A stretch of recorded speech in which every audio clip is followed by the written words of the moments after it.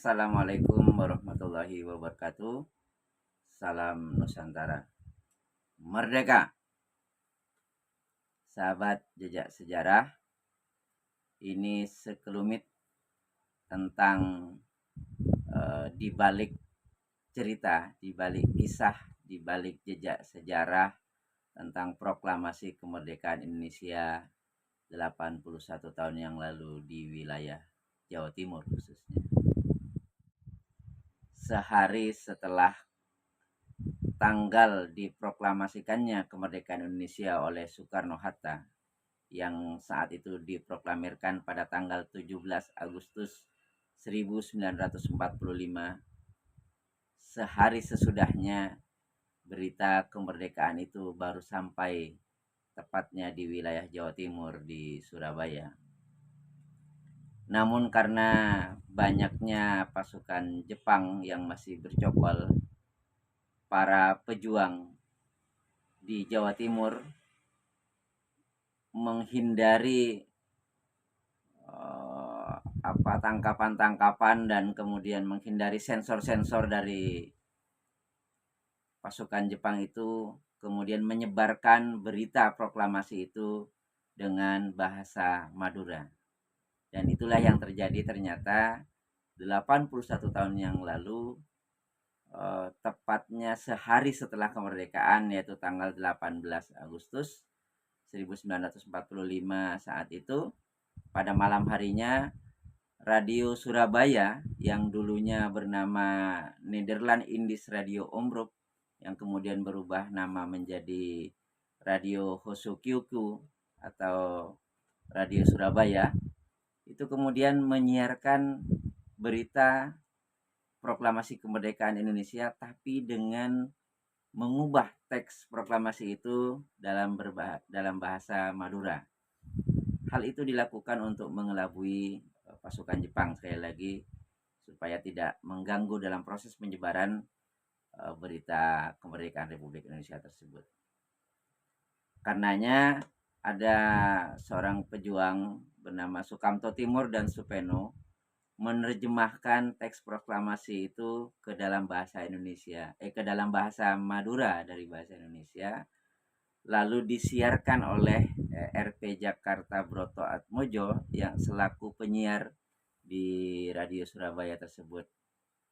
Dan karena siaran berbahasa Madura itulah kemudian berita tentang kemerdekaan itu ditangkap secara luas oleh masyarakat di Madura dan berbagai daerah, khususnya di wilayah Tapal Kuda, Jawa Timur, yang kemudian disebarkan ke seluruh penduduk wilayah Jawa Timur melalui para pedagang-pedagang yang berkeliling, pamflet-pamflet, dan kemudian juga koran.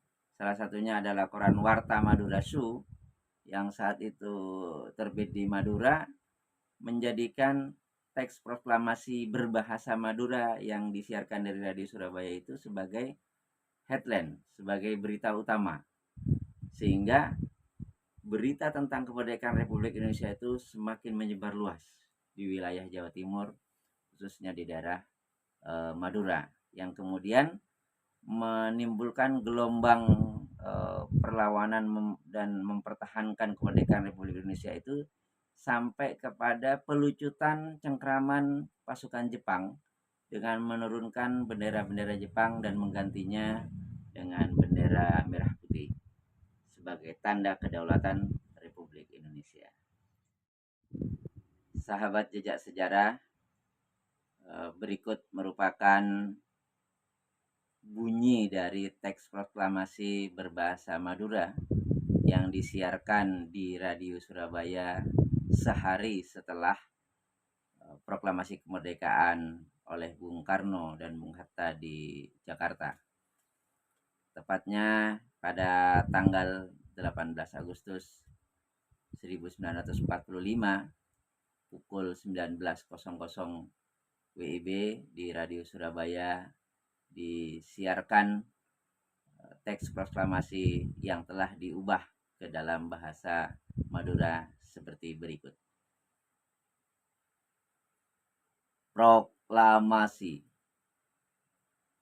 sengkok kapi bangsa Indonesia. Kalaban ria anyataaki kamardikaanna Indonesia.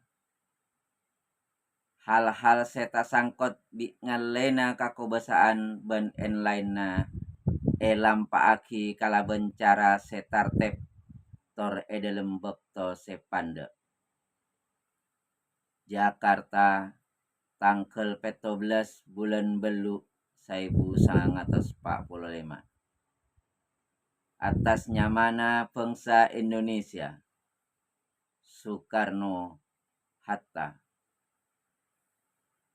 Demikian bunyi dari teks proklamasi yang pertama kali disiarkan di Jawa Timur sehari setelah proklamasi itu dibacakan oleh Bung Karno dan Bung Hatta, dan kemudian menjadi penggerak, menjadi energi tambahan perjuangan masyarakat Madura dan masyarakat Jawa Timur pada umumnya untuk terus memperjuangkan, mempertahankan kemerdekaan Indonesia. Mudah-mudahan kita semuanya bisa mengambil semangat itu untuk terus menjaga kemerdekaan Republik Indonesia, untuk terus menjaga kedaulatan Republik Indonesia secara bersama. Sekali merdeka, tetap merdeka. Sahabat CSTV, jangan lupa untuk subscribe Cak Sudi TV, like, komen, dan share sebanyak-banyaknya.